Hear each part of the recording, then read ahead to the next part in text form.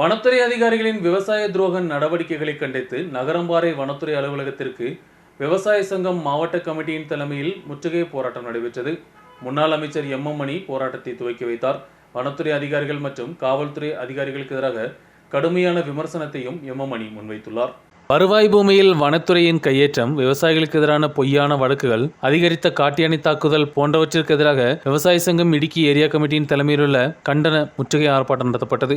ஆர்ப்பாட்டத்தை முன்னாள் அமைச்சர் மணி துவக்கி வைத்தார். வனத்துறை அதிகாரிகள் மற்றும் காவல்துறை அதிகாரிகளுக்கு எதிராக கடுமையான விமர்சனத்தை மணி முன்வைத்துள்ளார். விவசாயிகள் வீடு கட்டும் இடத்தில் வனத்துறை கையேற வந்தால் அதற்கு பதிலடி கொடுக்கப்படும் என்று முன்னறிவிப்பு கொடுத்துள்ளார். முதலமைச்சர் VD சதீசனுக்கு எதிராகவும் அவர் கடுமையான விமர்சனங்களை മുൻവെത്തുള്ളാർ.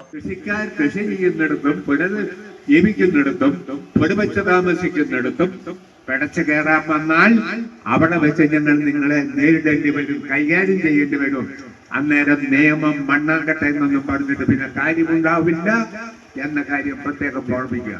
ഞങ്ങളെ തീരുമാനിച്ചാൽ നീയൊക്കെ ഇറങ്ങി നടക്കണേ ഞങ്ങൾ തീർത്തു വേണ്ടി വരും. എന്താണ് എടുത്തിരിക്കുന്നത്? മകളും തെളിച്ച് 3 ഫോറസ്റ്റുകാർ, പോലീസുകാർ ഞങ്ങൾക്കുമില്ല, പിന്നെ ഫോറസ്റ്റുകാർ. പോലീസുകാരെ നേരിട്ടാൽ ഞങ്ങൾ ഈ പ്രസ്ഥാനമാണ്. ഇനി ഫോറസ്റ്റുകാരാ ഞങ്ങൾക്ക് ഉണ്ടാക്കാൻ വരുന്നത്. VD സതീശൻ വന്നതിന്റെ ഉഗ്ഗാണ് കാണിച്ചു തരാം. VD സതീശൻ അവിടെ ഇരിക്കും, മനസ്സിലായില്ല? നിന്നെല്ലാം ഞങ്ങൾ ഇവിടെ വഴിയെ നേരിടും.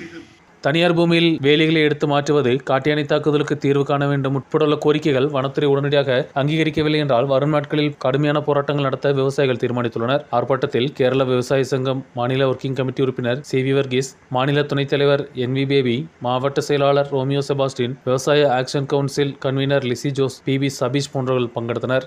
நியூஸ் பியூரோ, இடுக்கி.